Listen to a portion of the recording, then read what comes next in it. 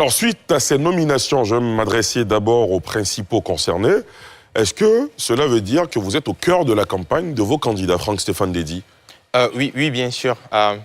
Parce que le candidat Awadon Melo fait une part belle à la jeunesse dans son projet donc, de société.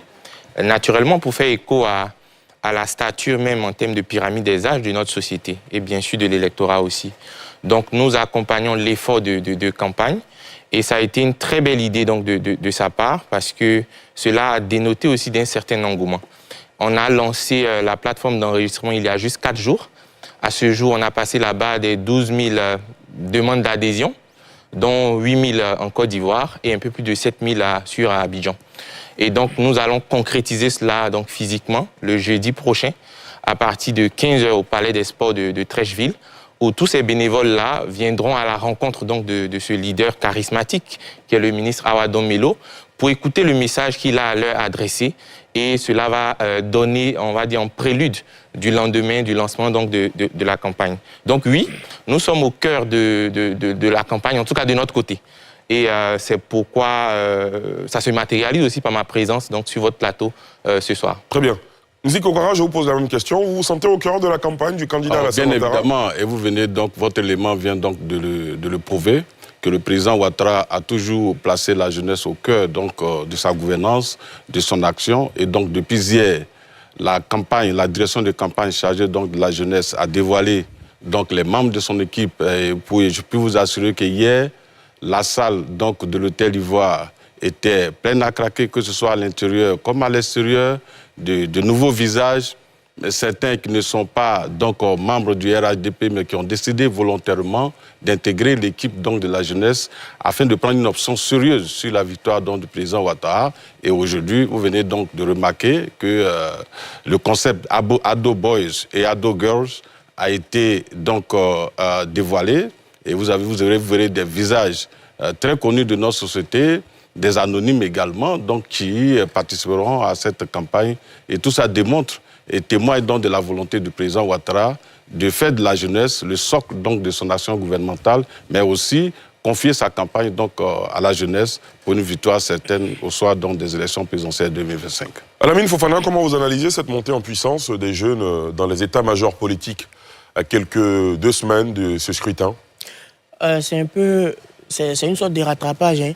Après, c'est de bonne guerre. Quand on sait qu'on est toujours dans un discours où on veut céder la place à la jeunesse, lorsqu'on n'arrive pas à le faire de manière manifeste, en ce qui concerne la magistrature suprême, il faut qu'au moins les jeunes soient relativement visibles en ce qui concerne les campagnes. Par rapport d'abord au RHDP, je suis aussi stupéfait de la constance du parti, parce qu'en dépit de tout ce qui est dit comme c'est le parti qui va écraser, mais ils sont toujours dans une dynamique constante et cohérente.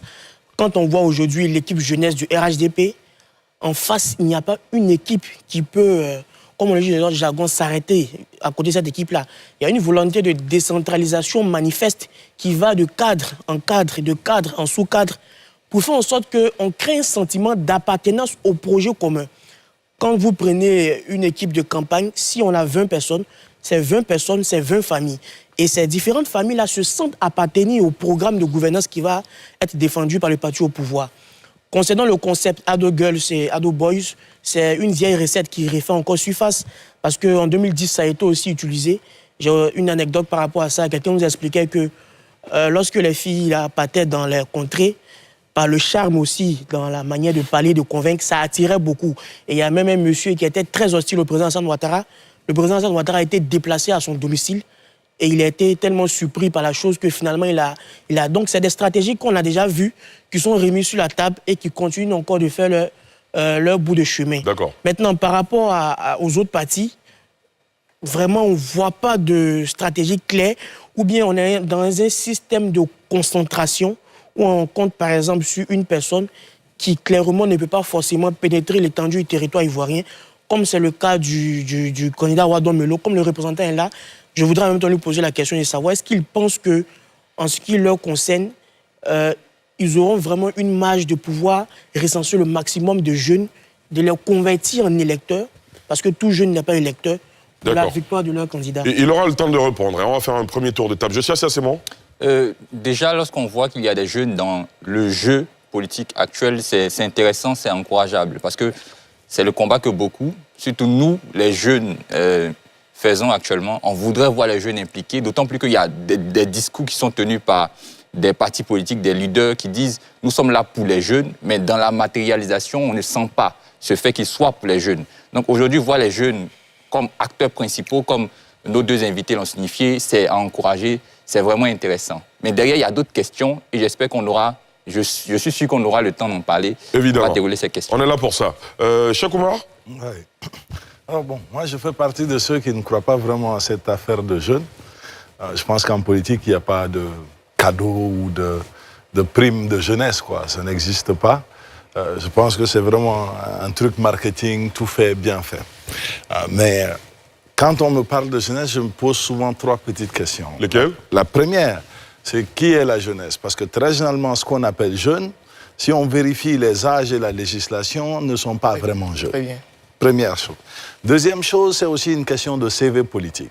Parce qu'on va prendre des jeunes qui nous plaisent pour les mettre, mais quelle est la véritable constance de ces jeunes-là? Et comparé à certains qui sont souvent dans les appareils politiques, qui se battent réellement, mais qui n'arrivent pas à émerger, mais d'autres qui émergent parce que, bon, le mentorat est une réalité. Troisième question qu'il faut toujours se poser, c'est quelle est la véritable pertinence de ces bureaux de campagne jeunes ou de ces bureaux de jeunes dans les appareils politiques, si tant bien que la prise de décision est ailleurs. Donc, est-ce que ce n'est pas simplement un instrument... De faire valoir? Ça en a tout l'air, parce que est-ce que le bureau de campagne jeune, par exemple, du RHDP, peut décider unilatéralement de faire face à des problématiques jeunes à sa façon, sans tenir compte de la direction de campagne qui est en haut. Donc, de toutes les façons, c'est un leadership, mais c'est un leadership qui est limité par l'existence d'un véritable leadership ailleurs. C'est comme occuper son chien à gauche pour pouvoir sortir par la porte à droite. D'accord. Alassane Ramo? Totale opération de séduction pour ma part de la frange la plus importante de la société ivoirienne. Donc je m'en attendais pas moins de la part du RHDP ou des autres partis politiques. Aujourd'hui, Franck Stéphane Dedi, sur les réseaux sociaux, c'est une voix qui porte. C'est un monsieur charmant qui est apprécié, dont les analyses sont bien reçues par la jeunesse qui est connectée. Donc oui, ce serait bien de l'avoir avec moi pour essayer aussi de faire adhérer à ma cause plusieurs autres jeunes qui voient en Franck Stéphane Dedi un modèle. Voilà, 75% de la jeunesse ivoirienne, c'est toujours bien de faire une communication autour de ceux-ci, de montrer qu'on leur donne une part belle dans la réélection du président Alassane Ouattara, si effectivement il venait donc à être réélu. Donc on va faire un peu plus de propagande que l'on ne l'a fait peut-être pendant les 5 dernières années. On va leur donner beaucoup plus de responsabilités pendant la campagne. Et ça donc c'est de bonne guerre, on s'y attendait forcément. Maintenant, quelles seront les réelles implications au-delà de la mobilisation et de l'animation de la campagne? Quels seront donc les autres leviers sur lesquels cette jeunesse-là, dans les partis politiques, sera positionnée pour faire adhérer les Ivoiriens au projet des candidats? C'est ça la question. Et on a la chance d'avoir 2 jeunes leaders de partis politiques ici sur ce plateau ce soir. Messieurs, vous connaissez le principe de la quotidienne info. On démarre ce bloc info, on marque une pause pour les news dans NCI News et on se retrouve juste après pour que justement vous puissiez avoir le loisir de répondre à toutes les questions parce que Cheikh Oumar à lui seul en a posé 3, Alamine Fofana 1 et les autres